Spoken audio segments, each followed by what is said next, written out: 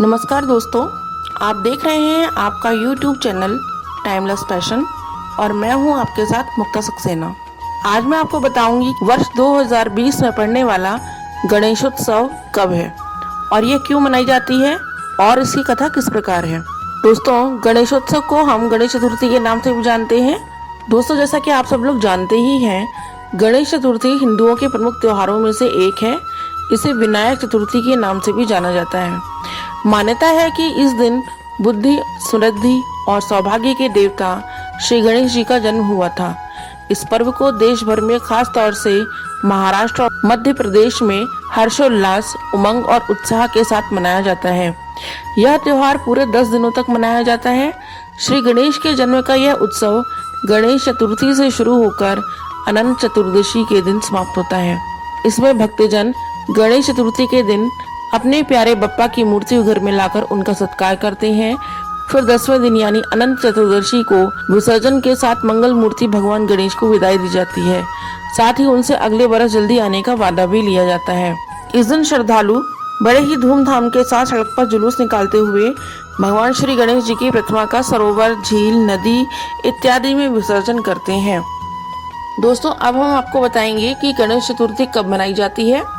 हिंदू पंचांग के अनुसार भाद्रपद यानी भादो मास की शुक्ल पक्ष चतुर्थी को भगवान श्री गणेश का जन्म हुआ था। उनके जन्म दिवस को ही गणेश चतुर्थी कहा जाता है। इंग्लिश कैलेंडर के अनुसार यह त्योहार हर साल अगस्त या सितंबर के महीने में आता है। इस बार गणेश चतुर्थी 22 अगस्त 2020 को पड़ेगी। दोस्तों, अब मैं आपको बताती हूँ कि गणेश पूजा का मुहूर्त कब है। दोस्तों, गणेश चतुर्थी शुरू हो जाएगी 21 अगस्त 2020 11:07 से और ये तिथि 22 अगस्त 2020 शाम 7:57 तक रहेगी। दोस्तों, गणेश चतुर्थी का शुभ समय शनिवार 22 अगस्त 2020 को दिन में 11:06 से दोपहर 1:42 तक रहेगा। इस बीच में ही श्री गणेश जी की स्थापना अपने घर या ऑफिस में करनी चाहिए। 10 दिन तक पूरे मन से श्री गणेश जी की सेवा करनी चाहिए। दोस्तों, अब गणेश चतुर्थी के महत्व के बारे में आपको बताती हूँ। हिंदू धर्म में भगवान श्री गणेश का विशेष स्थान है। ये प्रथम पूज्य माने जाते हैं। कोई भी पूजा, हवन या मांगलिक कार्य उनकी स्तुति के बिना अधूरा है। हिंदुओं में गणेश वंदना के साथ ही किसी नए काम की शुरुआत होती है। यही वजह है कि गणेश चतुर्थी यानी कि भगवान गणेश के जन्म दिवस को देश भर में पूरे विधि विधान और उत्साह के साथ मनाया जाता है। महाराष्ट्र और मध्य प्रदेश में तो इस पर्व की छठा देखते ही बनती है।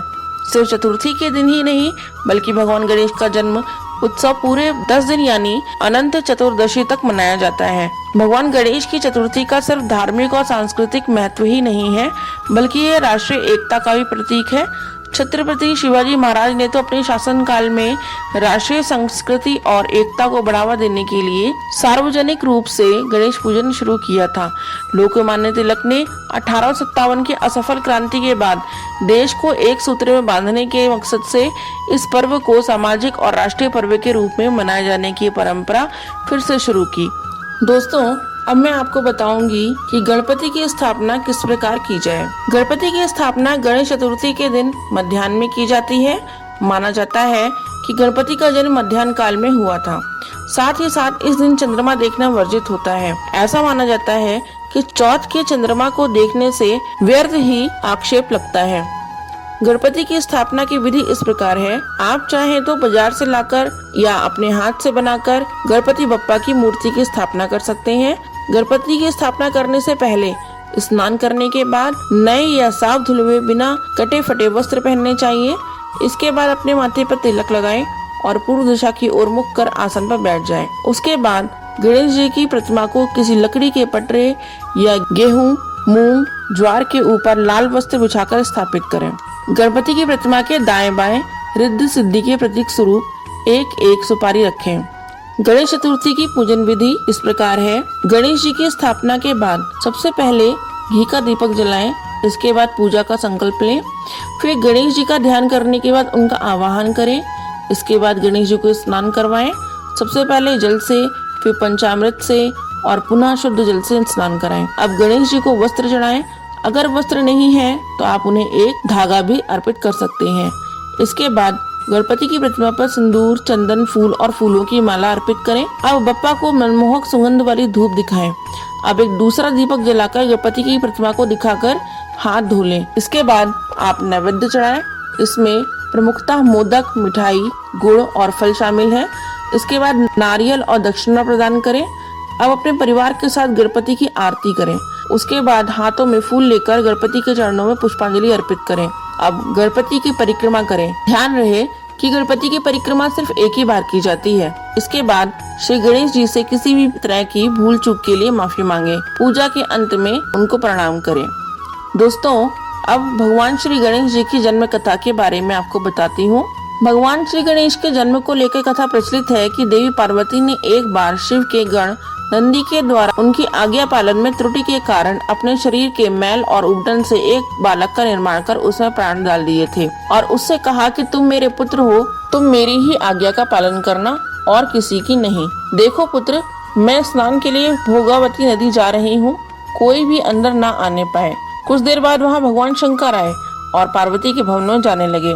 यह देख उस बालक ने उन्हें रोकना चाहा। बालक हट देखकर भगवान शंकर क्रोधित हो गए और उन्होंने इसे अपना अपमान समझा और अपने त्रिशूल से बालक का सिर धड़ से अलग करके वे भीतर चले गए। स्वामी की नाराजगी के कारण पार्वती समझ नहीं पाई। उन्होंने तत्काल 2 थालियों में भोजन परसकर भगवान शिव को आमंत्रित किया।